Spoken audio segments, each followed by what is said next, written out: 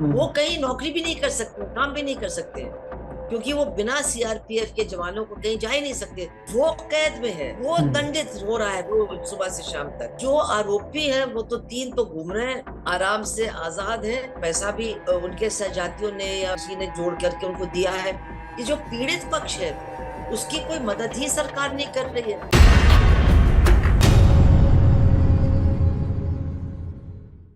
जी नमस्कार, मैं हूं राजन चौधरी और आप देख रहे हैं द मूक नायक। हमारे साथ हैं भारतीय कम्युनिस्ट पार्टी मार्क्सवादी के सदस्य और पूर्व सांसद सुहासिनी अली जी। सबसे पहले मैम हम जानना चाहते हैं, अभी आप जो है अभी आपने आज हम लोगों ने ट्वीट में देखा कि हाथरस पीड़ित परिवार से आप मिलके आई हैं और आपने एक पोस्ट भी डाला है कि वहाँ पे कैसे परिवार जो है, आपने लिखा है कैद भुगत रहे हैं। तो परिवार के लिए आपने क्या देखा वहाँ पे, क्या लगा आपको कि परिवार मतलब अभी भी किस तरह के सिचुएशन में जी रहा है वो पीड़ित परिवार? उनको याद होगा कि जब ये घटना घटी थी और उस समय बहुत देश के अंदर इसके खिलाफ प्रदर्शन वगैरह भी हुए थे, महिलाओं के भी हुए थे, क्योंकि ये बहुत ही घिनौना कांड हुआ था। एक वाल्मीकि समाज की लड़की महिला, उसको खेत में घसीट के ले गए चार लोग जिनको वो जानती थी, पहचानती थी। उसके साथ उन्होंने बड़ी हिंसा की, बलात्कार किया, और वो ऐसी हालत में थी कि वो बोल भी नहीं सकती थी। और उसकी माँ ने उसको उसी दशा में पाया थोड़ी देर के बाद, और वो किसी तरह से उसको थाने ले गई। वहां उन्होंने एक पत्थर पर उसको लिटाया और बार बार उससे पूछते रहे कि मतलब क्या हुआ क्या हुआ। तो उसने जो हमारे समाज में जिस तरह के शब्द इस्तेमाल किए जाते हैं, ये हमारे साथ गलत हुआ। अब इसका मतलब जो भी उत्तर भारत में रहता है वो समझ सकता है कि क्या मतलब है। और वो ज्यादा बोल भी नहीं पा रही थी, बार बार बेहोश हो रही थी। उसकी डॉक्टरी भी उस समय नहीं करवाई पुलिस ने, और उसको फिर मतलब अस्पताल ले गए। उसकी एफआईआर लिखवाने में बहुत आनाकानी हुई, उसके बाप को भी परेशान किया, मतलब बहुत उन लोगों को इधर से उधर दौड़ाया। और आखिर उनकी उसकी डॉक्टरी वहां अलीगढ़ में जो हॉस्पिटल है वहां पर हुआ, और 2-3 दिन गुजर चुके थे।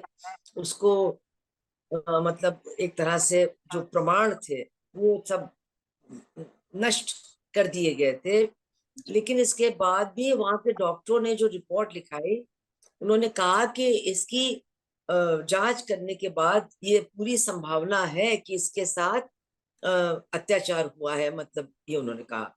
उसके बाद फिर मजिस्ट्रेट आए और महिला ने, जिसको हम लोग अंग्रेजी में कहते हैं डाइंग डिक्लेरेशन, मतलब मौत से पहले ये घोषणा की, और उसने इन चारों लोगों के नाम लिए, वो जानती थी उनको। अच्छा, अब हमारे जो रेप का कानून है उसमें डाइंग डिक्लेरेशन का बहुत महत्व होता है। और डाइंग डिक्लेरेशन एक तरह से पत्थर की लकीर होती है। तो उसकी डाइंग डिक्लेरेशन भी थी। उसको खेत में उस हालत में पाया भी गया था। उसका मेडिकल भी कह रहा था कि हाँ, इसकी पूरी संभावना है। लेकिन इसके बावजूद हमारे जो मुख्यमंत्री हैं उन्होंने बयान दे दिया कि नहीं, ये तो कोई बलात्कार हुआ ही नहीं है, ये तो झूठ बोल रही है। और उसके बाद जब वो मर गई दिल्ली में अस्पताल में, तो उसकी लाश को परिवार से छीन लिया, और आधी रात को पुलिस ने उस पर पेट्रोल डाल करके उसको फूंक दिया। अगर आप अपने आप को हिंदू कहते हैं तो ये तो हिंदू संस्कार के बिल्कुल खिलाफ है। और इस तरह से पूरा वो लोग पेश आए, और काफी मतलब दबाव बनाया परिवार के ऊपर कि वो अपना कुछ बयान बदलें या बलात्कार की बात न करें। लेकिन वो लोग अपने बात पर कायम रहे, और फिर वो चार लोगों को गिरफ्तार भी किया गया। उसके बाद 2-3 बातें होती हैं। एक तो जो SC ST कोर्ट है, फास्ट ट्रैक कोर्ट, उसमें इसकी सुनवाई शुरू होती है, एक बात। दूसरी बात, अ, उस समय वहां का प्रशासन सरकार की तरफ से लिखित में आश्वासन देता है कि 25 लाख का मुआवजा एक सरकारी नौकरी परिवार के सदस्य को, और उस गांव के बाहर यानी हाथरस के बाहर रहने की जगह जहां वो सुरक्षित रह सके। ये 3 आश्वासन उन्होंने दिए। उसके बाद वहां पुलिस लगी थी और ये लोग बिल्कुल अपने आप को सुरक्षित महसूस नहीं कर रहे थे। तो फिर सुप्रीम कोर्ट में इन्होंने अर्जी लगाई और फिर वहां सीआरपीएफ लगाई गई। अब वहां पर जो माहौल था उसको समझना बहुत जरूरी है। वो पूरा इलाका भाजपा का बहुत बड़ा गढ़ है, राजनीतिक गढ़ है। जो वहां पर अ, सांसद हैं वो हैं तो इन्हीं की बिरादरी के, लेकिन भाजपा के हैं।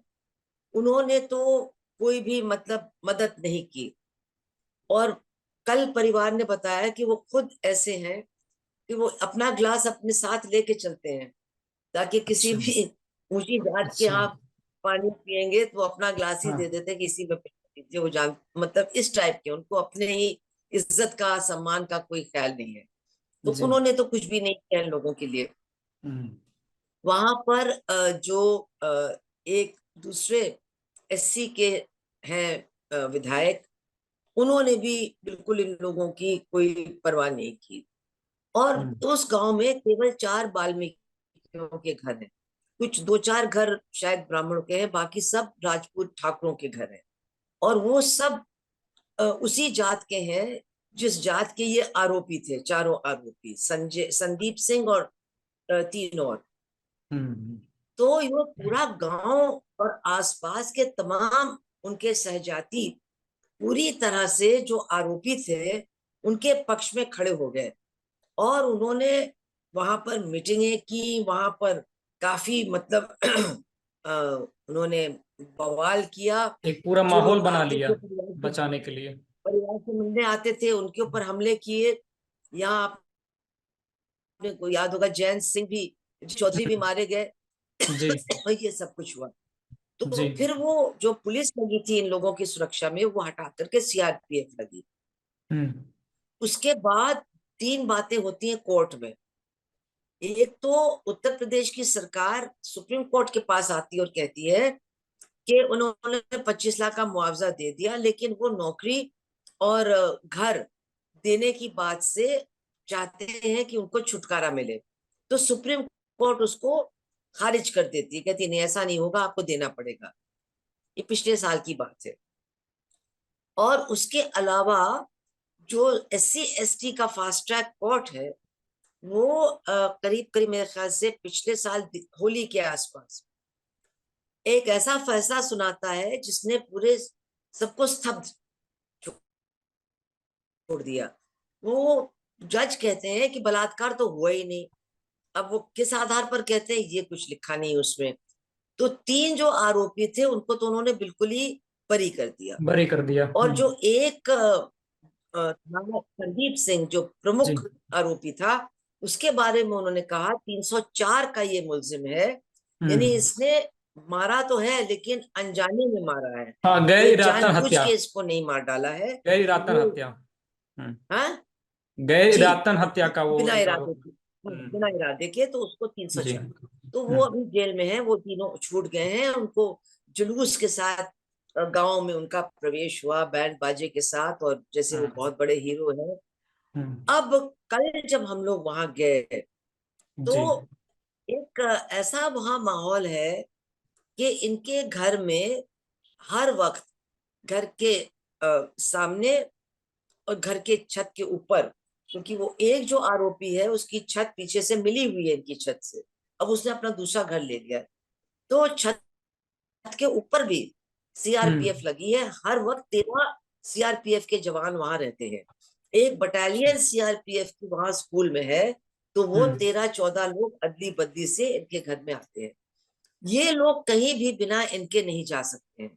अब इसका क्या मतलब है क्या कि उनको वो दोनों प्रशासन की वहां के मतलब सीआरपीएफ से उनसे परमिशन लेना पड़ता है जाने के लिए, हम बाहर क्या कहीं जाना हो पर? क्या क्या कह परिवार रहे के हैं आप? किसी मेरा ये कहने का मतलब है, क्या परिवार के किसी सदस्य को घर से बाहर जाने के लिए सीआरपीएफ का परमिशन लेना पड़ता है?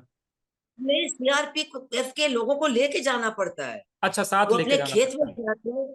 हम्म। खेत में जाते हैं तो लेके जाते हैं। ओके। अपना सौदा खरीदने आते हैं। तो हम्म। इससे उनकी पहचान भी हो गई है, सब लोग जानते हैं कि यही वो लोग हैं। बिना हम्म। उनके जा नहीं सकते। लेकिन जो हम्म। सबसे बड़ी बात है कि वो दोनों भाई जो हैं, हम्म। पीड़िता, जो हम्म। पीड़िता थी जो खत्म हो गई, वो हम्म। संदीप एक का नाम है, एक का नाम सत्येंद्र है। सत्येंद्र के दो बच्चे भी, तीन बच्चे हैं। वो हम्म। कहीं नौकरी भी नहीं कर सकते, काम भी नहीं कर सकते हैं, क्योंकि वो बिना सीआरपीएफ के जवानों को कहीं जा ही नहीं सकते। तो कैद में वो लोग हम्म। के तौर पर, वो तो करीब खत्म हो गया है। और हम्म। बीच में की जो पत्नी है संध्या, वो काफी हम्म। बीमार हो गई। अब अगर हम्म। वो हॉस्पिटल जाते हैं आगरा, तो हम्म। उनको गाड़ी किराए पे करनी पड़ती है, और वो सीआरपीएफ वालों को साथ लेके जाना पड़ता है। वो महिला भर्ती हुई तो सीआरपीएफ के लोग वहां हॉस्पिटल में उनके लिए कमरा लेना पड़ा। तो हम्म। आखिर ये सारा खर्चा ये परिवार कैसे बर्दाश्त करेगा? फिर अगर उनकी तारीख पड़ती है लखनऊ में, तो उनको एक गाड़ी करनी पड़ती है, प्रशासन कोई मदद नहीं करता है। एक हम्म। गाड़ी करनी पड़ती है, 12,000 रुपए लगते हैं कम से कम, और सीआरपीएफ वालों को बिठा करके लखनऊ जाना पड़ता है। इलाहाबाद जाने के लिए भी यही करना पड़ता है। दिल्ली आने के लिए सुप्रीम कोर्ट में भी ये करना पड़ता है। अब हम्म। जब वो फैसला आया जिसमें ये लोग बरी हो गए और एक को 304 में बंद किया, उसके हम्म। बाद सरकार को, यानी उत्तर प्रदेश की सरकार को इसके खिलाफ अपील में जाना चाहिए था। वो केस लड़ रही है ना, उन्होंने कुछ नहीं किया। तो 6 महीने बाद इनको ही, यानी इस पीड़ित परिवार को ही अपील दर्ज करने के लिए इलाहाबाद भी जाना पड़ा, वकील भी करना पड़ा। तो आप बताइए कि ये जो परिवार है, जो पीड़ित परिवार है, वो कैद में है, वो हम्म। दंडित हो रहा है रोज सुबह से शाम तक। और जो आरोपी हैं वो तो तीन तो घूम रहे हैं, आराम से आजाद हैं। उनको बहुत सारा लोग कहते हैं पैसा भी उनके सहजातियों ने या बीजेपी ने या किसी ने जोड़ करके उनको दिया है। एक वहां है, वो यही, उसकी भी लगी हुई है, मतलब अपील की अर्जी। तो इसमें सबसे बड़ी बात यह है कि चूंकि हम लोगों का ये मानना है कि यह सरकार बुनियादी तौर पर मनुवादी है। तो मनुवाद का मतलब ये है कि जो पीड़ित पक्ष है उसकी जात के आधार पर उनको सजा मिलेगी। जो पीड़ित पक्ष है उनको उनके साथ उनकी जात के आधार पर वो होगा, हम्म। और जो अपराधी है उसको भी जात के आधार पर सजा मिलेगी। तो यही नई न्याय संहिता है इस देश की, जो यहाँ दिखाई दे रही है कि जो पीड़िता थी वो वाल्मीकि थी, उसका परिवार कैद में है, उसका परिवार, उसके पास पैसा नहीं है, उसके पास कुछ नहीं है, इलाज करना भी मुश्किल है, दुश्वार है। और वो जो अपराधी हैं उनको रिहाई भी उनकी हो गई। एक है वो मैनस्लॉटर में है, मतलब बिना इरादतन हत्या और वो बलात्कार की बात समाप्त कर दी गई है। तो बहुत बड़ा सवाल उठता है कि आखिर एक किस तरह की न्याय प्रणाली चल रही है। तो उत्तर प्रदेश के मुख्यमंत्री कहते हैं कि यहाँ तो मतलब ठिकाने लगा दिया जाएगा अपराधियों को, यहाँ तो अपराधी घूम रहे हैं। तो आपके मन के अपराधी हो, आपके साथ के आपके सहजाती हो, तो वो आराम से घूमेंगे, उनके घर पर कोई बुलडोजर नहीं चलेगा, जैसा कि आप कहते हैं हम दूसरों पर चला रहे हैं। और तीसरी बात यह है कि जो पीड़ित पक्ष है उसकी कोई मदद ही सरकार नहीं कर रही है। ये तो सुप्रीम कोर्ट ने सीआरपीएफ लगाई है, उत्तर प्रदेश की सरकार क्या कर रही है? कुछ नहीं कर रही है। अगर ये कहते हैं प्रशासन से कि हमको कोर्ट जाना है, कहते हैं आप जाइए, हम नहीं कुछ कर सकते। अगर वो कहते हैं कि हमारे घर में कोई बीमार है, कहते हैं ठीक है आप इलाज करिए, हम नहीं कुछ कर सकते। तो ये जो पूरा हम लोगों ने कल देखा, ये तो हम लोगों को समाज को हिला देने वाली बातें हैं, समाज को उद्वेलित करने वाली बातें हैं। आखिर न्याय की लड़ाई कैसे कोई लड़ेगा इस देश में? खासतौर से उत्तर प्रदेश में कैसे कोई गरीब दलित परिवार न्याय की लड़ाई लड़ेगा? ये बहुत बड़ा सवाल है, जिस पर अब लोगों को सोचना चाहिए, विचार करना चाहिए, और आगे आकर के लोगों की मदद करनी चाहिए। एक सवाल इसमें और थोड़ा सा मैं जोड़ना चाहूंगा। जैसे कि अचानक आप और वृंदा करात मैम, आप लोग गए जो है, अभी जो आपने हाल ही में पिछले साल जो लड़ाई लड़ी अभी बिल्किस बानो की, और उसमें उनकी जो है एक तरीके से उन्होंने कहा भी, स्वीकारा कि मुझे जो है इसमें अब न्याय मिल रहा है। और सुप्रीम कोर्ट ने उनके जो बिल्किस बानो केस के जो आरोपी, जो वहां पे दोषी थे, उनको जो है फिर से रिहाई रद्द कर दी गई उनकी। तो क्या मतलब ऐसा माना जा रहा है कि एक बार फिर कहीं ना कहीं ये मतलब उत्साह जगा है कि न्याय की उम्मीद अभी बाकी है हाथरस मामले में भी, और आपका वहां पहुंचना, परिवार से मिलना, क्या कुछ ऐसी तैयारी हो रही है कि नहीं, आगे जो है? देखिए ऐसा है, देखिए जी। चीजों को मिक्सअप मत करिए। जी। बिल्किस बानो वाले मामले में रिहाई हम्म। का आदेश उन हम्म। लोगों के सजा पाने के बाद आया। जी। उस वक्त कोई केस नहीं चल रहा था, बिल्कुल। उनको सजा मिल चुकी थी। हम्म। उस सजा को समाप्त किया गुजरात की सरकार में, और उस उनके उस आदेश के खिलाफ, रिहाई के आदेश के खिलाफ हम लोग कोर्ट में गए, और फिर बिल्किस बानो भी आई कोर्ट में, तब ये फैसला हुआ। बिल्कुल। यहाँ पर तो केस अभी इनका चल रहा है, हाँ, ये तो एक एक केस सिरे इनका से ही तीन इलाहाबाद लोग। में चल रहा है। हम्म। आए, इसमें तो अभी तो तीन कोई लोगों सजा को हुई बरी ही कर नहीं है। दिया गया। जी। क्या? इसमें ये ये कह रहे हैं अलग कि चीज है। जी। हम्म। आप क्यों कंफ्यूज कर रहे हैं चीजों को? अभी इनका मुकदमा चल रहा है, अभी कोई सजा तो हुई नहीं है फाइनल। इनका मुकदमा चल रहा है, इनके पास वकील है, वकील इनका केस लड़ रहा है। शायद 22-23 को यहाँ दिल्ली सुप्रीम कोर्ट में भी उनकी तारीख है। जी। तो जो अगर जो जो डिस्ट्रिक्ट कोर्ट ने जो अभी एक वो दिया था, आदेश दिया उसके था मार्च खिलाफ ये 2023 अपील में। में जा चुके हैं इलाहाबाद हाई कोर्ट। जी। जब ये जा चुके हैं तो हम हम्म। लोग थोड़ी ना जा सकते हैं। बिल्कुल बिल्कुल। पीड़ित पक्ष ऑलरेडी जा चुका है। सही।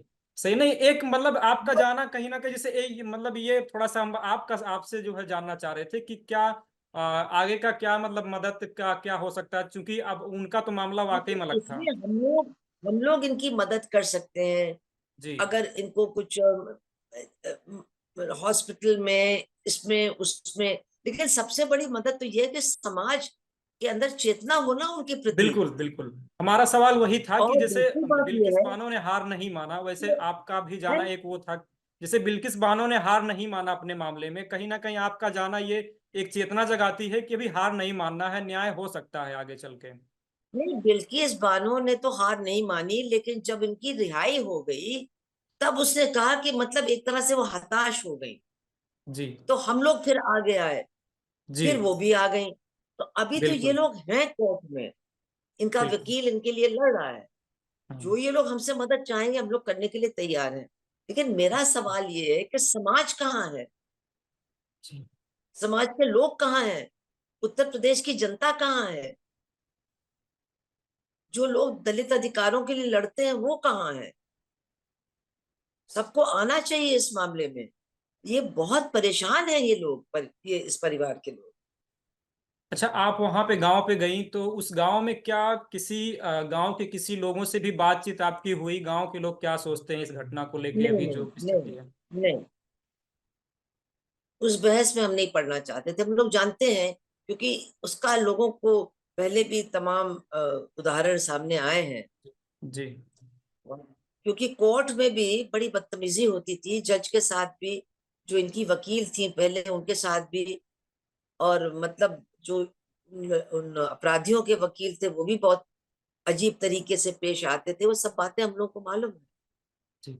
अभी परिवार से आपकी क्या बात हुई, थोड़ा सा मतलब बताना अगर चाहें तो? कोई बात ऐसी हुई कि वो लोग मतलब क्या कहना चाहते हैं समाज ये से लोग या जो अपनी प्रशासन से? ये लोग तो अपनी परेशानी ही बयान कर रहे थे ना। हम्म। उनकी पत्नी बीमार है, अब हम्म। वो इलाज कर रहे हैं, हजारों, 1 लाख रुपया, 1.5 लाख रुपया उसमें खर्च हुआ। तो अब वो हम्म। इतनी मजबूरी की स्थिति में है, तो वो करे तो क्या करे? तो हम्म। इमीडिएटली जो नौकरी की बात है, उनको नौकरी मिलनी चाहिए, उनको दूसरी जगह रहने के लिए जाना चाहिए, ताकि वहां वो काम कर सकें। एक को नौकरी मिलेगी, दूसरा कोई काम तो करे। बच्चे स्कूल नहीं जा पा रहे हैं, जो छोटे वाले, जो बड़ी लड़की है, उनको तो अपने नानी के पास भेज दिया ताकि वो स्कूल जाए। जो जो छोटे बच्चे हैं वो स्कूल नहीं जा सकते हैं। तो क्या भविष्य होगा उन बच्चों का? एक चीज और आपने लिखा कि 3-4 आरोपी जो है आजाद घूम रहे हैं, इसको लेके परिवार ने क्या कहा? जो वो तो आरोपी यही कह रहे हैं कि वो गाँव में। आजाद घूम रहे हैं, और क्या हम्म। कहेंगे? नहीं, उनको देख रहे हैं घूम कि रहे हम हैं तो क्या? कैद हैं और वो आजाद। घूम रहे हैं क्या, तो वो क्या कह रहे उनके हैं हम परिजनों कैद द्वारा या उनके हैं और द्वारा वो किसी? आजाद है। हम्म। क्या? क्या उनके द्वारा कोई ऐसा थ्रेड भी गांव के लोगों द्वारा दिया जा रहा है उनके घूमने के नाते, कि उनके अब वो आजाद वो हो तो गए हैं उनके? सीआरपीएफ है, तो कैसे छूट देंगे? जी। बस वही जानना सीआरपीएफ चाह जब रहा तक था। है वहां तब तक। हम्म। हम्म। जी मैम। सीआरपीएफ की वजह से वो सुरक्षित है। ओके ओके, बस आपसे यही बातचीत करनी थी। और बाकी जो हमारे दर्शक हैं, थोड़ा सा मुझे लगता है कि शुरू में हमने बताया नहीं कि ये मामला कब का था। हो सकता है कुछ जो है जो दर्शक हैं पूरी बात ना जान पाए। सितंबर 2020 में पश्चिमी यूपी के हाथरस में एक दलित युवती के साथ ये घटना हुआ था। उसके बाद जो है उसकी मौत हो गई इलाज के दौरान। फिर उसके बाद आनंद फानन में यूपी पुलिस पे आरोप लगा कि जबरन जो है उसका अंतिम संस्कार करा दिया गया। फिर उसके बाद पूरे पुलिस देश भर पुलिस में द्वारा कौन। जी मैम। पुलिस के द्वारा अंतिम संस्कार किया गया। जी जी, पुलिस के द्वारा ही आनंद फानन में जबरन अंतिम संस्कार कर दिया गया, ऐसा आरोप लगाया जा रहा जी। था। और उसकी वीडियो भी सामने आई थी जो है, जबकि उस पे एक पूरे पूरे भारत के अलग अलग कोने कोने से लोग उसके न्याय के लिए जो है पीड़िता के सब लोग सामने आए। फिर उसके बाद फिर मामला ठंडे बस्ते में चला गया। फिर जो है अभी डिस्ट्रिक्ट कोर्ट का उनका जो है मार्च 2023 में डिसीजन आया कि 3 लोगों को जो है वो लोग बरी कर दिए, एक लोग को केवल वो भी गैर इरादतन हत्या के मामले में दोषी ठहराया गया। उसके बाद जैसा कि आपने बताया कि पीड़ित परिवार अभी भी कानूनी लड़ाई जो है जारी अभी किए हुए है, अभी चल रहा है। लेकिन परिवार में अभी जो स्थिति हुई है, अभी भी उनको जो उनको फाइनेंशियल सपोर्ट मिली थी वो खत्म हो गया है। उनको दौड़ना और भागना, इधर उधर कोर्ट के चक्कर लगाना, उसमें भी अभी भी पूरा परिवार परेशान है। और पूरा परिवार जो हर है तारीख पर उनके हजारों रुपए खर्च होते हैं, जी क्योंकि जी उनको सीआरपीएफ के लोगों को लेके जाना पड़ता, गाड़ी करनी पड़ती किराए पर। बिल्कुल। और जो शासन इसमें परिवार, कोई मदद नहीं कर रहा है। बिल्कुल मैम। और जबकि एक चीज जो एससी एसटी कानून में लिखा है कि कोर्ट में जाने के लिए प्रशासन को उन्हें मतलब गाड़ी वगैरह मुहैया करनी चाहिए, लेकिन कुछ नहीं कर रहा है। बिल्कुल। और जो वहां पे फोर्सेस लगी हुई हैं पीड़ित परिवार के घर के आसपास। ऐसी ऐसी सिचुएशन अभी बन गई है आपके बताने के अनुसार कि वो खुद कैद में हो गए हैं। जहां वो पीड़ित थे तो वो खुद जो है और एक जो है एक मतलब कैद की जिंदगी में जीने को मजबूर हैं, ऐसी स्थिति उनकी हो गई है। तो ऐसे में मतलब परिवार की जो स्थिति है आप समझ सकते हैं। जैसा कि आप मैम मिलके आ रही हैं आप, और आपने जो है अभी जो है हाल ही में मुद्दा उठाया था बिल्किस बानो का, और उसके लिए आप थी, रेवती लोल मैम थी, और उसके बाद जो है रूपरेखा वर्मा मैम थी। आप तीनों लोगों ने बहुत अच्छा जो है एक महिला के लिए जो एक लड़ाई होनी चाहिए उनके लिए, जैसे एक समाज को सामने आना चाहिए, उसी तरह से आपने भी यहाँ जाके पीड़ित परिवार से मिलके लोगों को एक संदेश दिया है कि जनता को इनके न्याय के लिए, इनके हक के लिए खड़ा होना चाहिए। आपका बहुत बहुत शुक्रिया मैम। और फिर हम आगे बातचीत करेंगे किसी नए मुद्दे पे।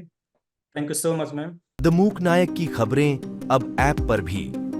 इसे आप गूगल प्ले स्टोर या दिए गए क्यूआर कोड से स्कैन करके भी डाउनलोड कर सकते हैं।